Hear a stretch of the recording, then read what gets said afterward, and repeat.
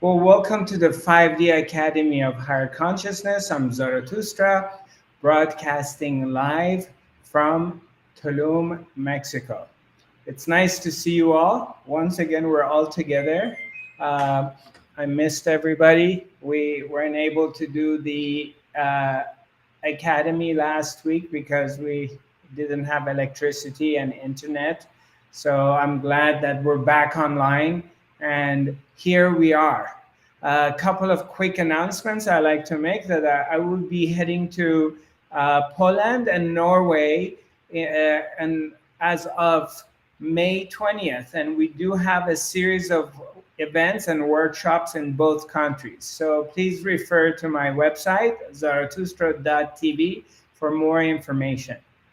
The topic of the day is I would like to talk about the doer, the actual presence, the one that comes through us and does the work. So let's get into that. And some people have been asking me this question lately, so I thought, okay, it would be a very good idea to talk about it.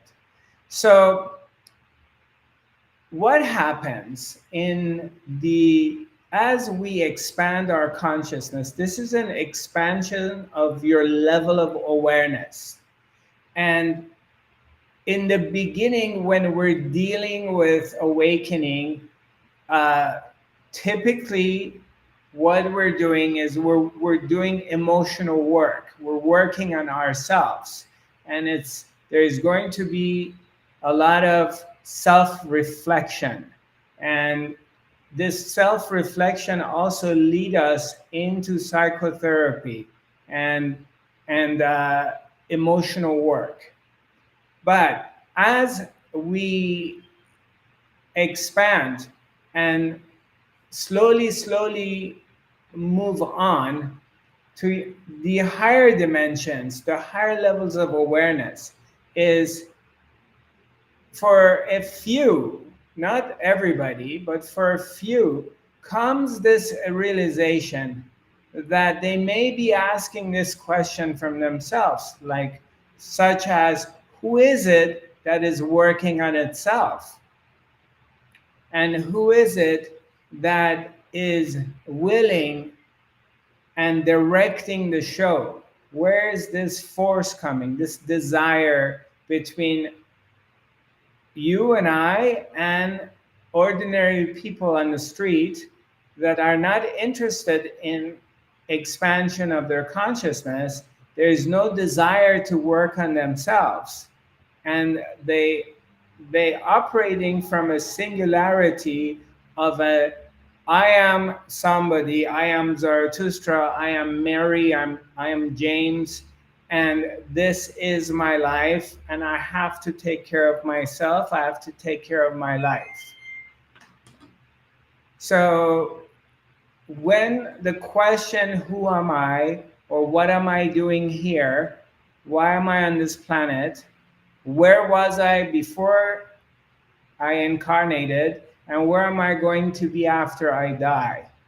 These questions do not arise in ordinary human being. For the spiritual warrior and the seeker, the question starts to arise, mainly by asking, who am I? And that is an opening. It's an opening to go one step deeper and going in a deeper levels of inner world. Now, let's make one thing clear.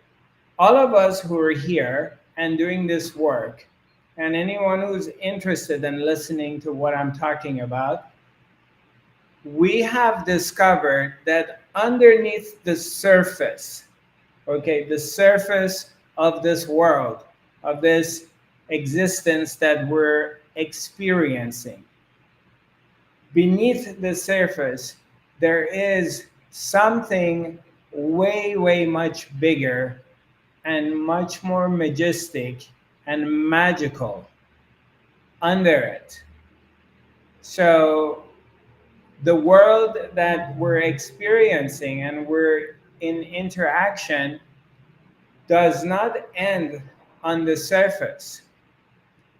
So, such as all the stuff that you hearing in the media, all the things that ordinarily we are dealing with in ordinarily life, like making a living, creating a family, finding a love, um, buying more real estate, uh, working on our assets, um, political stuff, the whatever is happening with the world's weather, or all the stuff, sports, all the things that are on the surface that most people, they're busy dealing with it all day long, and they look at it as very, very real. It's very real. Okay, naturally it appears to be very real. And when you go deeper beyond the surface, which not everybody is capable of doing it, because not everyone has the calling to do so, and that's also designed by the same power that runs the show. Okay, but then when this power, this being which is underneath the surface, decides on revealing itself to itself, revealing itself to you and I, then we begin to get these glimpses of something way, way larger than what we can sense with our five senses and what we've been told. So, and you all have experienced that. You all know that there is something bigger to some degree, and you've touched it. Now, how much this presence is operating in your life during the day, how much it's going to reveal and show itself to you, it varies based on the person. If it chooses to reveal more, then what happens is we can call it, for example, a rapid brain change or a rapid awakening into the higher realms of consciousness, or entering into the fifth dimensional consciousness by recognizing, which this is like a download, recognizing like there is something bigger than what it looks like at work. Much, much, much bigger. Much, much more magical and majestic.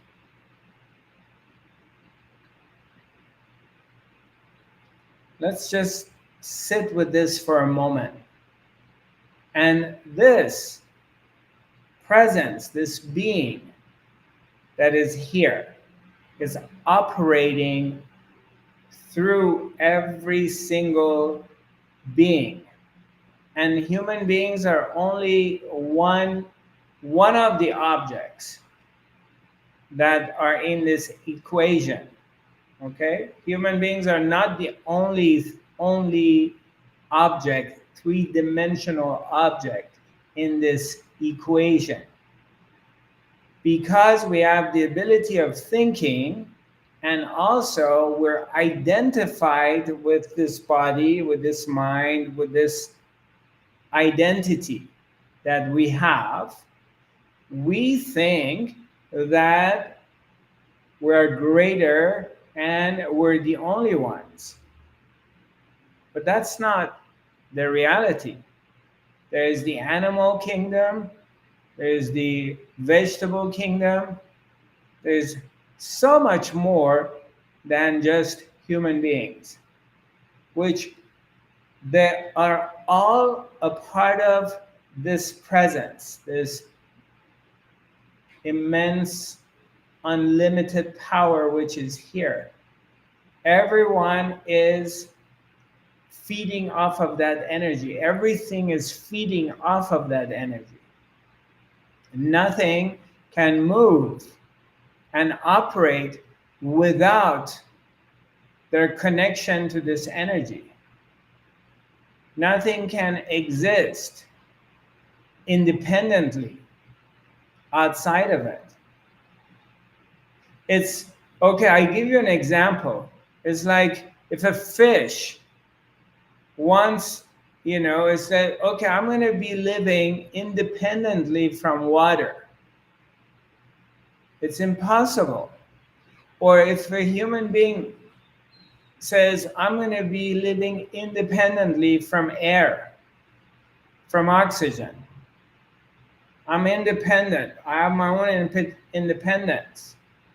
Well, it's impossible. You cannot exist without breathing. And you're not the only one who's breathing. Everything else is breathing too. So everything else is breathing the same air. So everything else is drinking the same water. Everything else is using the same soil. Nothing can be independent from the others. Such thing does not exist. So everything is feeding from the same power source. It's like you have a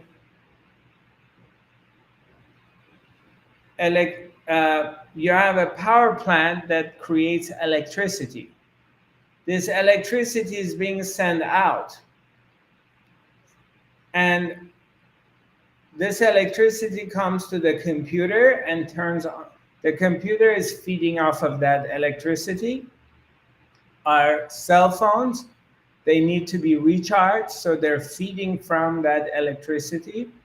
The light we're using, the refrigerator that I have at my home and you have it at your home, is feeding off of that electricity, but its function is refrigerating. Refrigeration is cooling things, right? Then the heater at your home, the ones that are electric, they're using the same electricity to create heat at your home. Then when you're cooking food, the function of an oven or a cooker is to electrical, I'm not talking about gas, is a different function, but is using electricity. So now you're turning on the stove and you can cook something on it. You're turning on your heater. You're turning on your air conditioning when you need cold. You're using your refrigerator. You're using your toaster to toast something. Let's say you're heating up bread. So the function of the toaster is to do that, to toast something. So similarly, let's use this metaphor to all these human beings on a planet. They look different, they're different heights, weights, shapes, colors, but they're feeding off of the same source, same electricity, same energy. So the human beings are one object, one three-dimensional object that are being fed by the presence, by the source, by consciousness. But it's not the only one. The wind, what's moving, what's causing the wind? What causes waves in the ocean? What's causing an earthquake? What's causing hurricane? There's something behind it. There's a power source behind it. What's feeding all these vegetation on the planet Earth? There's life. Are they independent on their own? Does the tree says, I have my own free will, I am living independently, separated from other trees, insects, soil, whatever? There's no such a thing. It's impossible. Everything is a part of the same thing. Nothing in nature can exist on its own. The animals, they're feeding off of the earth. The birds, the fish, feeding off of the ocean. Everything is being moved. Something is moving. There's a life force moving through them. Where is this life force coming from?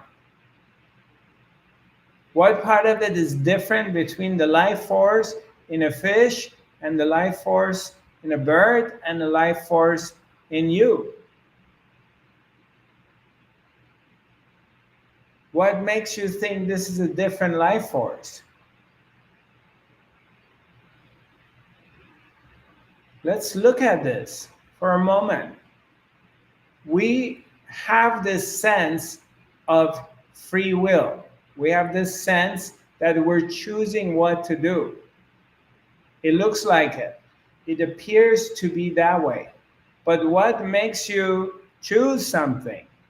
What makes you decide on going left or going right? You say, well, I decided to go right. Yeah, but where is the source of this decision? What triggered you to go right? Something has created this desire to go right or made it easier to go right. Well, you know what, Zarathustra, when I was 20 years old, I wanted to travel around the world. My goal was to go around the world or become a singer or whatever. But then I ended up getting pregnant and I have 2 kids with my high school sweetheart, and I'm living in the same town that I went to high school. And I never thought and planned on that, but that turned out to be my destiny. What kept you there and took you in that direction rather than going in this direction?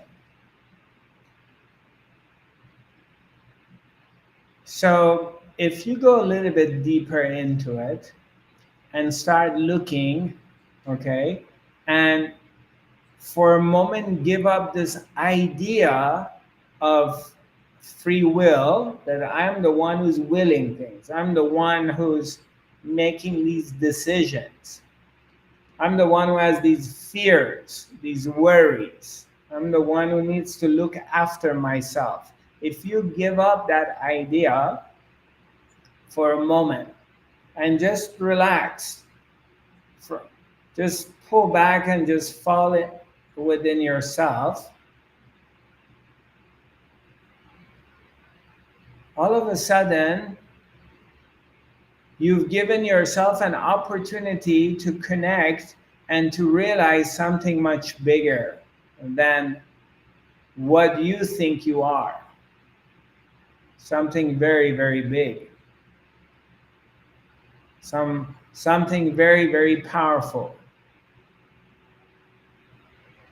And this is where, when they're talking about awakening, waking up, generally human beings are asleep. So right now we have our eyes open and we're talking to each other. So we appear to be awake. But that's not the awakening I'm talking about. Most human beings, even the ones on the spiritual path, they're asleep. They're practicing a spirituality which is robotic, like a robot. They say the same thing as everybody else says. They do the same thing as everyone else does. They think they're practicing spirituality and awakening, but they don't know that they're programmed and they're asleep. And what happens is every once in a while, for a few moments, we wake up and then we fall back into a sleep. And when you, for a few moments, you wake up, that's where you tell me, oh wow, I was one with God.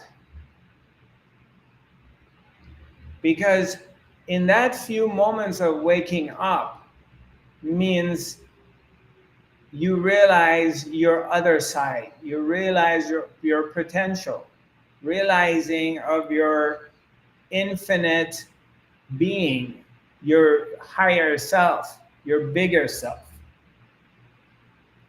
So you wake up to that and then you fall asleep. I'm not talking about physically falling asleep into forgetting the true nature of yourself. And then you become limited again. You become a human being with fears and worries and with the sense of separation and with this sense that you're making your own choices and you're deciding for yourself what to do. But that's all in a dream state. It's not real because it's impossible to be separated. Think about it for a few moments. Don't go by my words. I want you to take your time and just kind of contemplate. How are you separated from anything? Besides the appearance of being separated, yes, I'm not one with the toaster. I'm not one with the computer. I'm not, I understand that. Okay? In the appearance, I'm not one with the person next to me. But how are you separated from things? Your very creation was that you were created by the genetics of two a man and a woman. So your very birth wasn't even on your own choosing and your own doing. So the two had to merge in together to give birth to you. So your DNA, your genetics is already from two other people.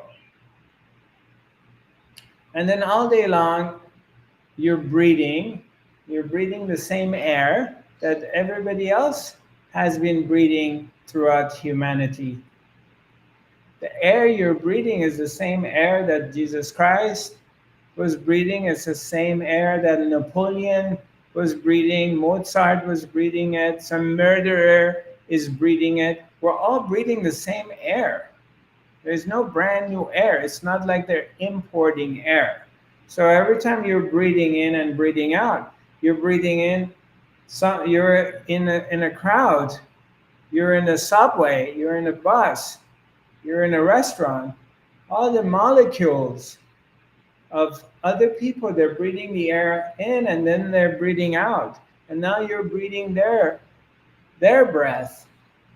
So there's a constant interaction and exchange in subatomic level of other people's molecules in you and vice versa.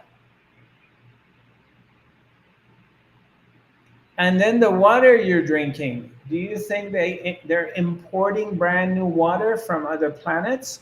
Or it's the same water that everybody else has been drinking it throughout humanity?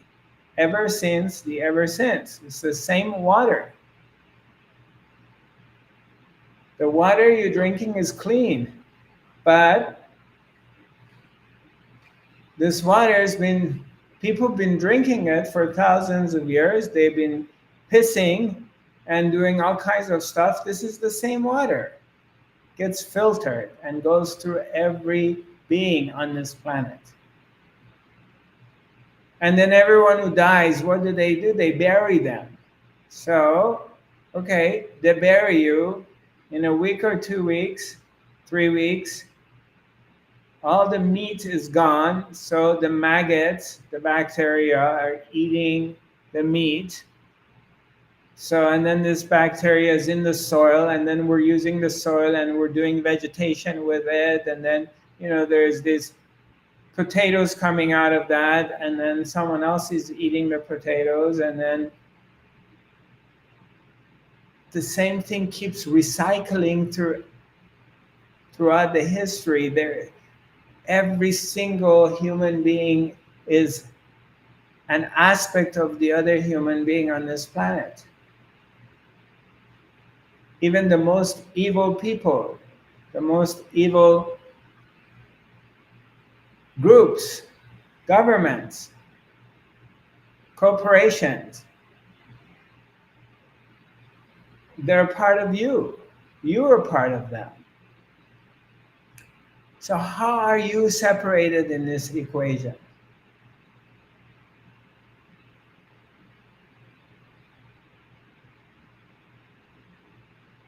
Outside of what appears to be, there's an appearance of. So I'm saying, let's go a little bit deeper. We're going below the surface. We're going a little bit deep.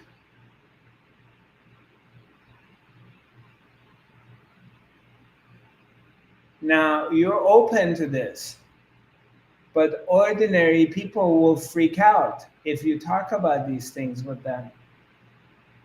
And immediately they have to defend themselves or the ideas, their concepts of who created life and how life is operating. They don't want to hear any of these things. It's threatening because for a moment maybe they have to wake up, and they don't want to. They want to stay asleep. They can't wake up. This is too much for them. How about if you are somewhere and you're in a gathering, a wedding, a party, family, whatever, and you're silent. You go into silence. You're quiet. You're still.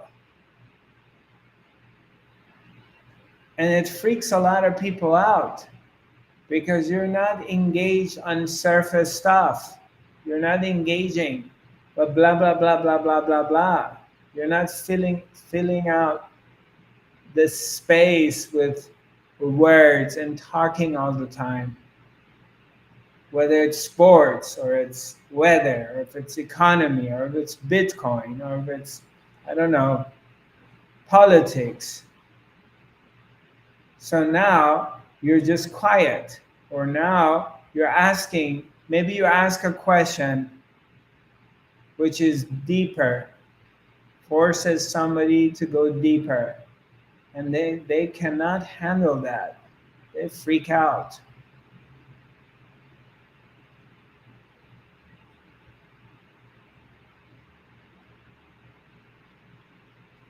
So we're on this path,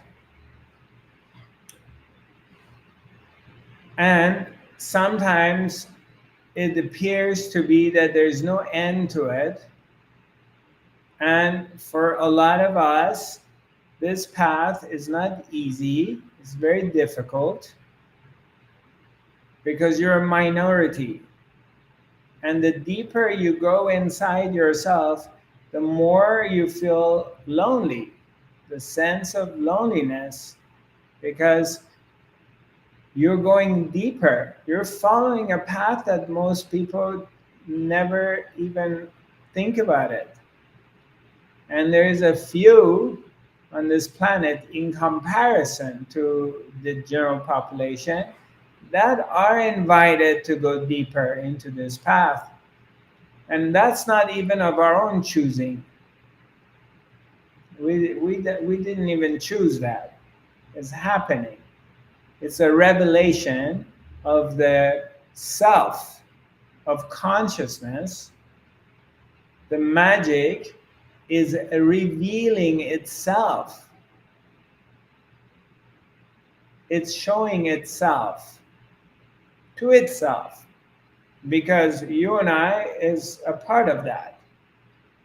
So the depth, which is not on the surface, is showing itself. It's like opening a curtain, and all of a sudden, you're starting to see Her Majesty. You're starting to see God. You're starting to see the presence. You're starting to feel this enormous being which is here. And it's revealing itself to itself. As if it's in a dance, it's in a tantra, it's making love to itself, it's dancing with itself, it's playing with itself from an unmanifest consciousness into a manifested consciousness. But you don't want to get trapped so much into the story of me and trying to correct me and working on me, because this me is not correctable.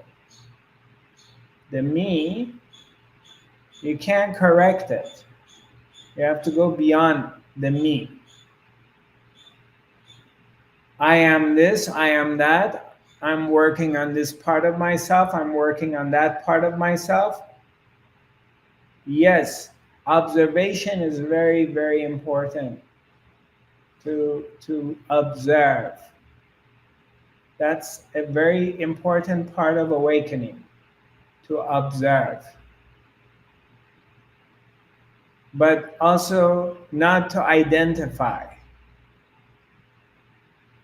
To be aware, to become aware, to observe different aspects of the self, but not get identified into it, not to lose your identity into this process. Because then you're just going round and round and round and round. You're not going anywhere. So you have to go beyond that. Does this make any sense?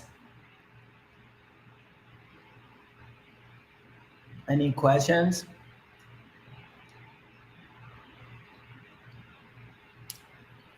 So one may come and say, okay, what is a way? What do I do? If there is anything to do, okay, so let me be clear. If there is anything to do, is what do I do? Is one thing is not activating your thinking process and being quiet and connecting to what's deeper. Because what's on surface is a thinking process. What's on the surface is also emotional stuff. It's a function of emotions. You have the function of the intellect, you have the function of the emotions, and you have the function of instinct. Instinctively, which your body is functioning based on that. You have nothing to do with it. It just does its thing. But once you become aware of this, there's an awareness of it. You have become aware of these different functions. Now, there is an opportunity to go deeper, to become the observer of these functions without identifying with them as I am doing it or it's me. It's just simply you're becoming aware of it. So you're observing. And in your observation, you may find out a lot of fucked up stuff too. Like you may discover a lot of behavior that you have which is dysfunctional. But we're very good in hiding it. We can hide them very well. Or you don't, or it's your secrets or whatever it is. But that's fine too. If you are observing your dysfunction, then you cannot be dysfunctional. If you are able to observe it, then who is dysfunctional? The character in the movie that you're observing is dysfunctional, but it's being observed.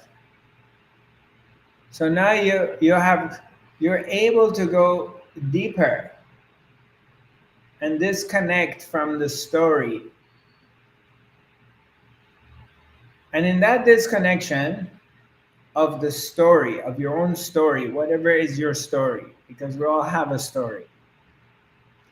Now you're observing. You're not judging yourself, you're not judging your story. You're simply observing what is going on, the pattern of the mind, the stuff that goes in the mind, the emotions that arise, that you can't do anything about it. You may do therapy, you may be doing workshops, but it doesn't change. They just keep coming up. No matter what you do, something else comes up. So there may be one moment in your life you realize, okay, wait a minute, maybe that's not it. Maybe I'm stopping, maybe I'm still on the surface of things. Maybe I need to go a bit deeper, because this is repeating itself over and over again, and I'm not getting anywhere.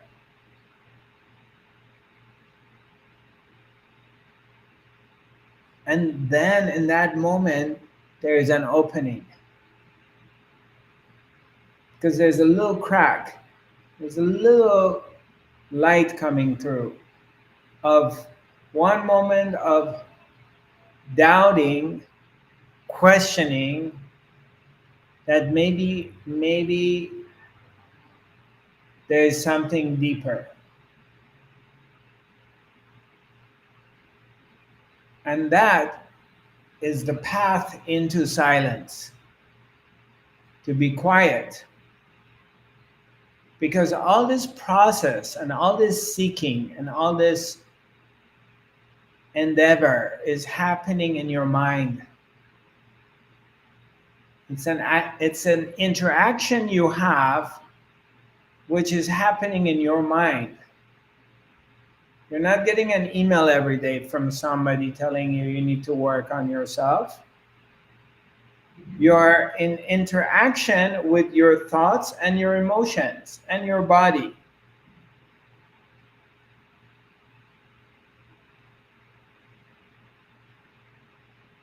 So you're in this constant interaction.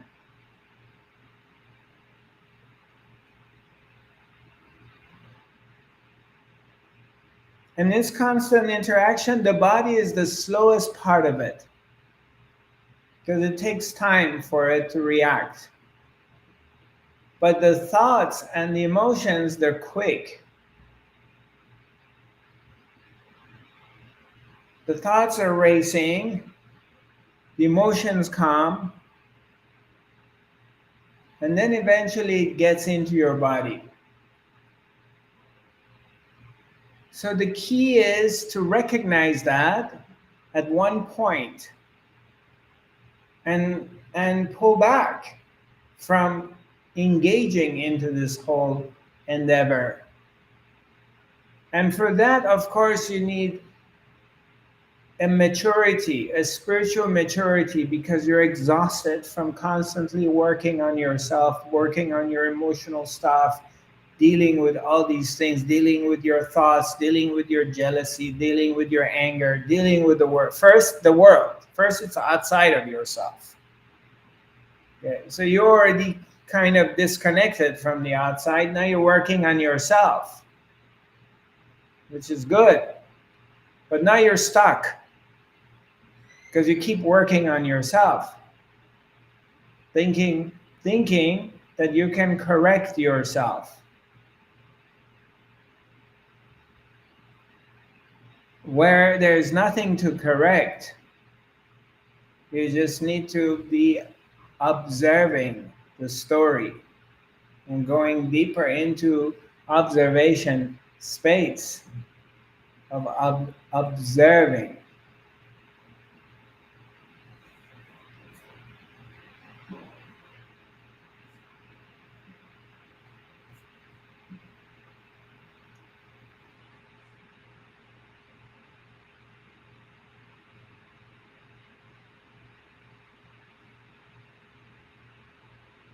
So, and how do you observe?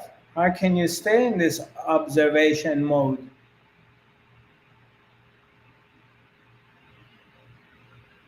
It's not an intellectual thing. You can't think about it, because if you keep analyzing it, now you're back into thinking.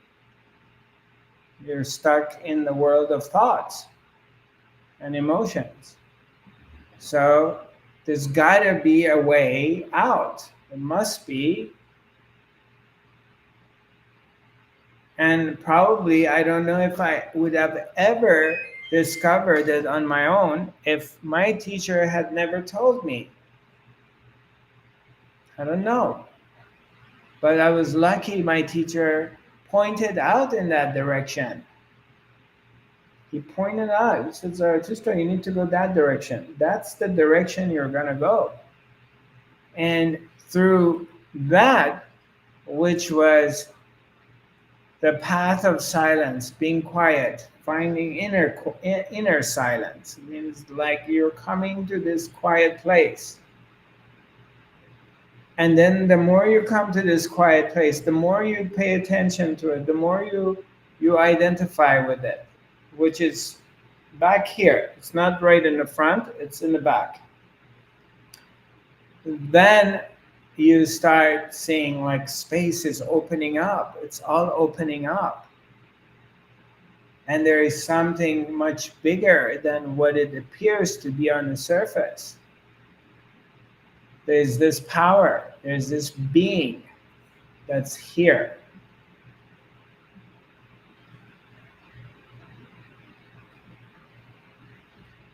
And that being is the magic. Because by noticing it, you're starting to notice, means you're waking up to the truth of who you are outside of the surface.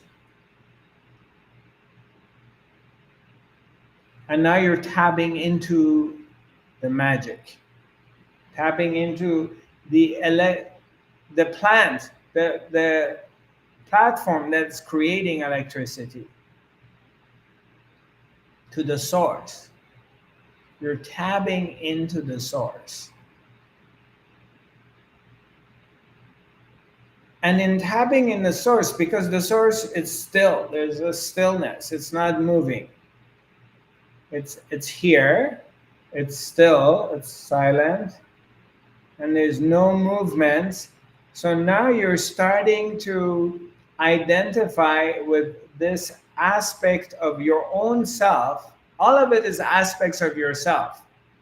But it's for the first time in your life, you're consciously starting to recognize this other part of you that it was never born, it wasn't born with this body, it's not going to die due to this body. It's here, it's always here, and you're starting to notice this other part of yourself, which is enormous, and it's here. And all these emotional stuff that you've been dealing with appears in that space and disappear. First of all, they're not there all the time. They can't be there all the time.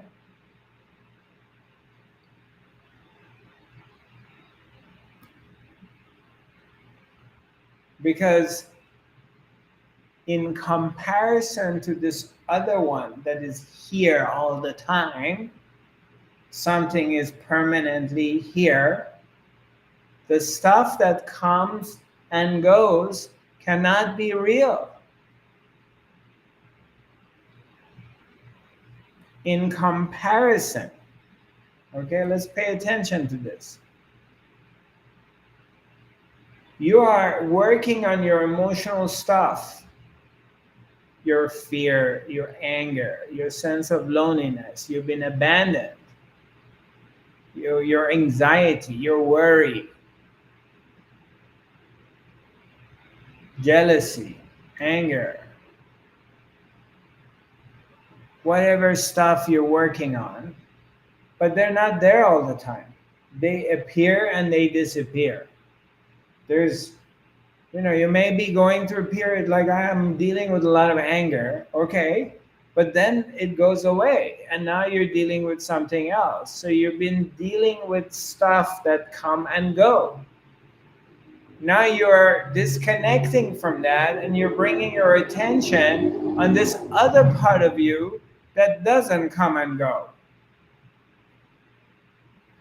You're noticing this other part. And in that notification, in that noticing this other part of you that doesn't come and go, suddenly you begin to experience freedom. You have tapped into this in the past. There's been glimpses of it that you've had, but you just don't know about it. You think because you've been working on your emotions, you tapped into it. You think because you were sitting with your guru, you tapped into it. You think because something in life went your way, you tapped into it. No. It's here all the time. It's your background. You just, for the first time, looking at it. You're noticing it for the first time. Because someone is pointing you to look into that direction. It's not like a new thing. It's not like I'm giving you a new thing. It's not like I have it and you don't have it. It's not like Dalai Lama has it, you don't have it. Everybody equally is a part of it. And it's here. It's just not noticing it. Because your attention is on objects. Your attention is on objects. Emotions are objects. Thoughts are objects. Why do I call it this object? Because they come and go. They're traveling in consciousness. The thoughts are traveling in front of the observer. The one who's the observer, observation is here, is aware of these thoughts, that they come and go. So the thoughts are three-dimensional objects. I want you to change the way you look at your thoughts, change the way you look at your emotions, start to look at them as objects. Not who you are, but three-dimensional objects, appearing and disappearing. And through that, automatically you cannot invest in it so much anymore. Your investment starts to go down. You can't invest in it.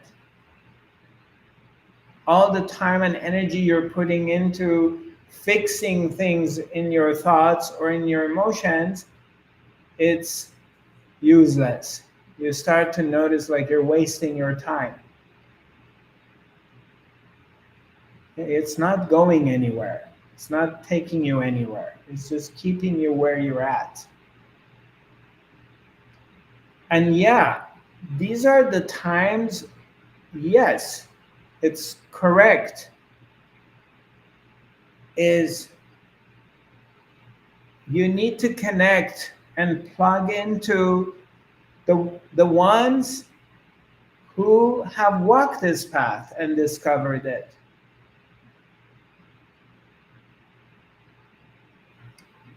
Either to be in their presence, or you just continuously being reminded to come back, to come to divert your attention from focusing so much on the content in your mind, focusing so much on how you feel, is like going deeper into where are these things being observed by who's observing them, to whom do they appear, and what sort of power do they have, what can they do to me.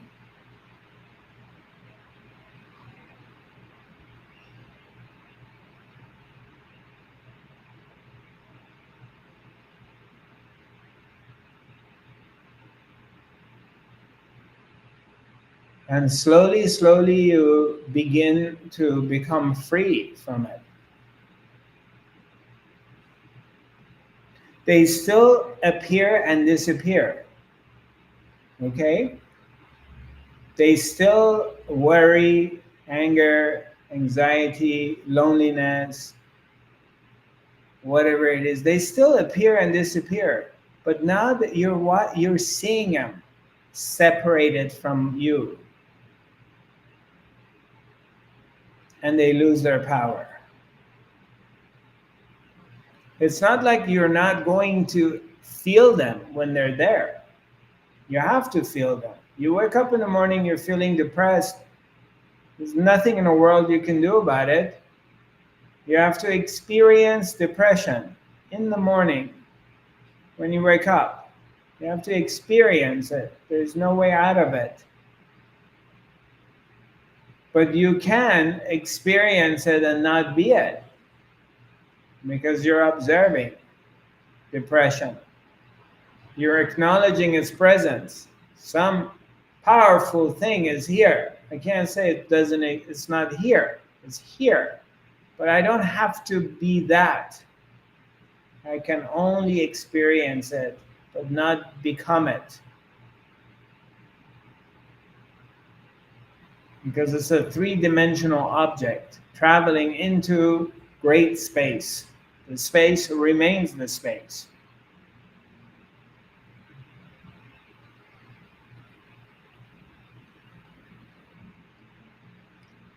Any questions?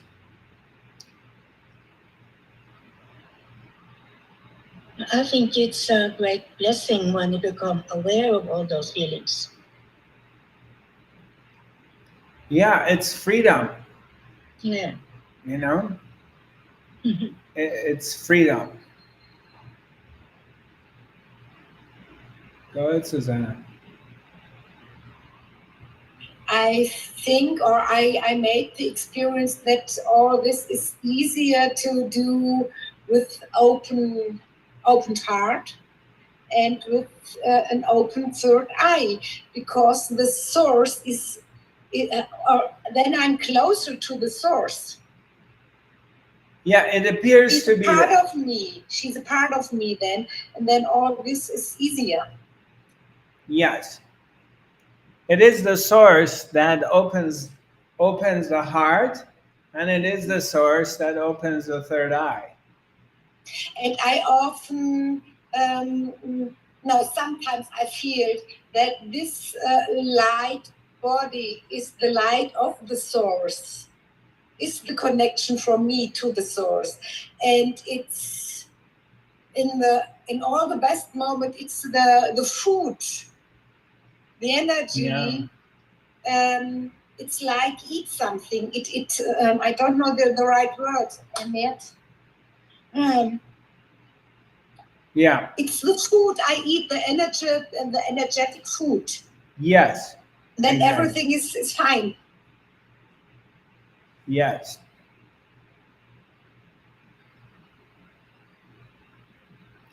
All of it is the source. Even the times that it appears to be something else, it doesn't matter. It's all one source. Nothing else can exist outside of that. Can I ask a question? Sure. You're talking about stillness, and at the same time, everything is vibrating, everything is energy connecting us all. So, how the stillness and this energetic connection are to be understood? Okay, great. Good question. The what is it that observe and is aware of the two factors you just brought up? What is it? How do I, for example, when I'm still, how do I know I'm still? There's a quality in being still, right?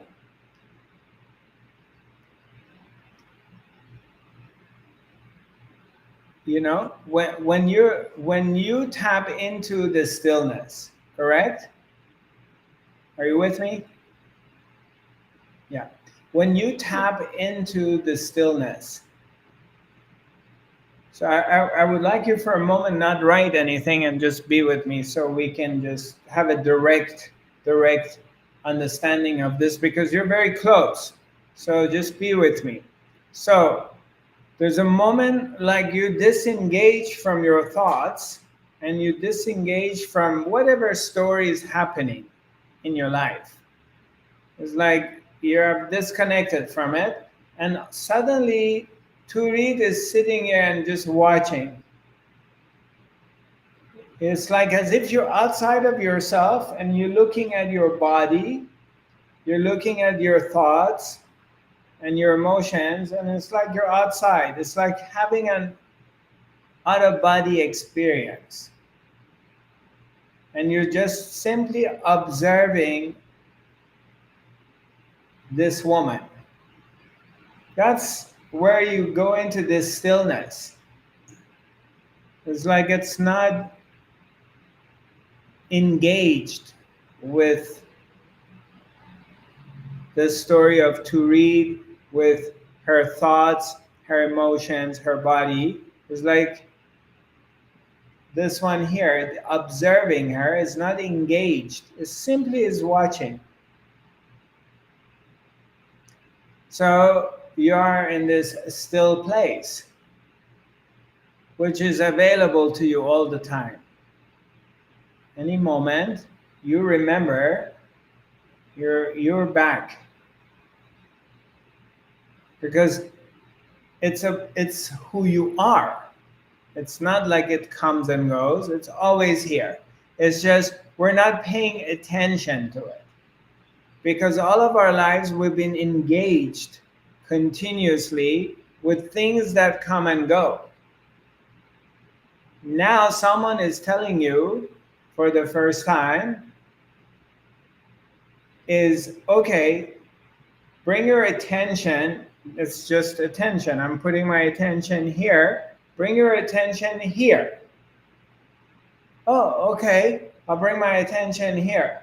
The moment you would change your attention and bring your attention to a different part of yourself, then that part appears. You notice it.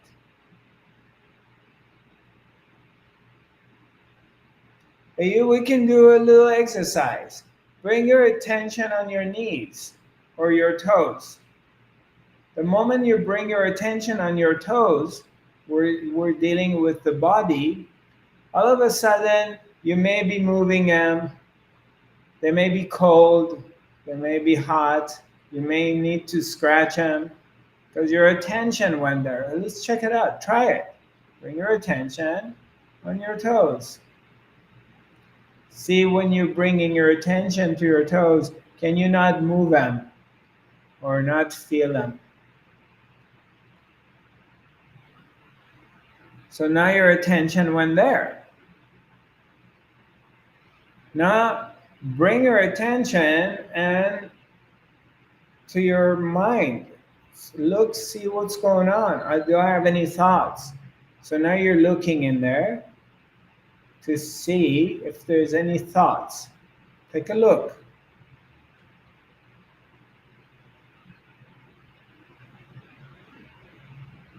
Maybe there's thoughts, maybe there's not. But now you're paying attention. Now we're going to take our attention one step further. We're going to go and look at everything from the point of view of the observer, of the one that is witnessing. So you're going one step further. And another part of yourself, which is here, but is not engaged. It's just simply watching. And now go there. Let's check it out. See what happens.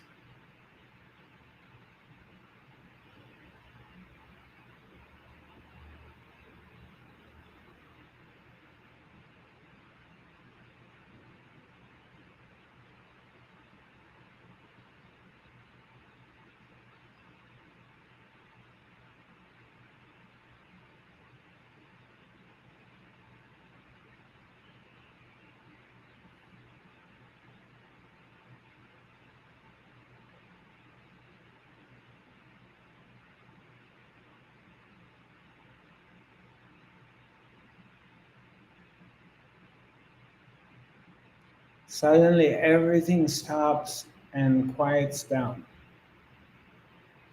And you begin to feel this warm hearted feeling. And it just may just be a few moments, and then the mind comes. You may have to redo it again when the thoughts come back and take you somewhere, or imagination comes. But even for a few moments, you tap into this other part of yourself.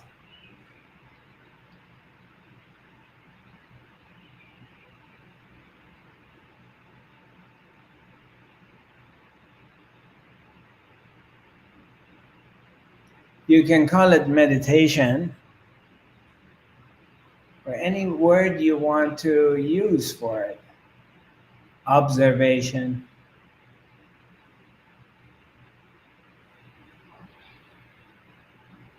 But you, for a moment, you have, or you have experienced and seeing the ability of tapping into your bigger part of yourself, which is, it's here, it's just still, it's really still. And it's not coming or going, it's always here. Suddenly you notice that part. So then you start to pay more attention to this other part of you. And as you pay more attention to it, the more silence and stillness penetrates into your life.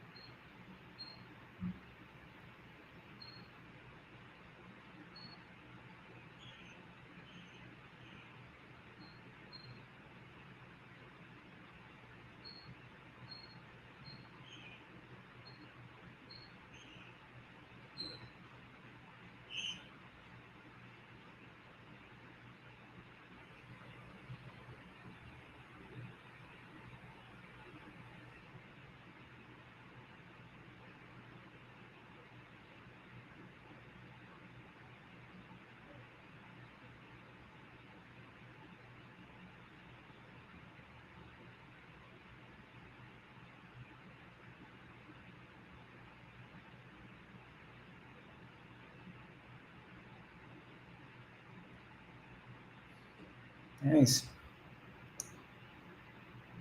Yeah?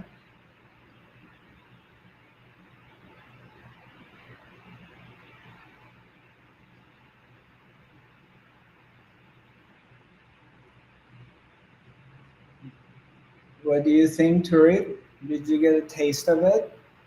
Or did Absolutely. Yeah. Absolutely. Yeah. Mm. So just know this is always here and it doesn't come and go. You may not be experiencing it all the time because you are a third dimensional object that is supposed to identify with things. There's a back and forth going with thoughts, with emotions, with events. So naturally, you're going to get identified with things, but you always come back. It looks like you get out, but you always come back. So you can never lose it. You can never lose this. It's always here. It's very touching, in fact. Very happy to hear that. Very well. Okay, so we have. Is there anything anybody wants to add on before we end the academy? Do you have any exercises people can do to touch the freedom, the silence? Yeah, I mean,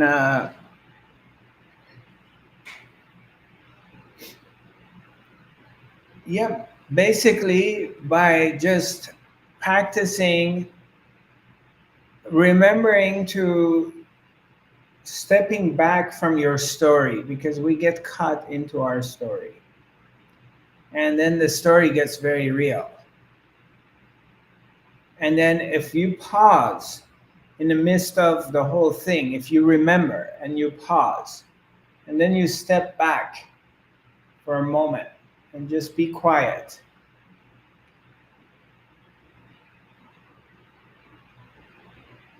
And this doesn't require any effort, it doesn't require like you have to do. This is like simply remembering, because you remember your other part, you remember the truth of who you are. And because we get so obsessed with this mind, the emotions, and the body, and the story of our life, we get really obsessed with it naturally. So when there's a moment like you remember, then it's like a moment of relief. It's like, oh, thank God, I don't need to do anything. I'm already here. I'm already one with God. I don't have to work on this. Yeah, and I think that we are used to do different kind of things that takes a lot of time. Say that again, I didn't hear you. I think that we are used to do different kind of to do things that take a lot of time and effort, so this is maybe too simple. Yeah, it is. I mean, but this teaching also, it's much more advanced. I mean, it's for spiritually advanced beings that already done a lot of doing, and they're exhausted from doing because all that doing has brought them to this place. Yeah, because you don't need to do anything. Because you don't need to do anything. That's the blessing. Yeah, it's just basically remembering who you are. So it's not for someone who just got on this path and they need a lot of actions and they need to meditate 10 hours a day because they need to get to it. They don't have the ears for this. They're not interested. But if you, for whatever, through the cosmic law, whatever reason, in the evolutionary level, wherever you are, like or in this life, you've done so much doing, and now you're exhausted from doing. You've tried everything, and now you're so exhausted that part of you is like, okay, I'm going to let it go. Okay? Yeah, thank you. Well, it's very nice seeing you all. I look forward to seeing you next week.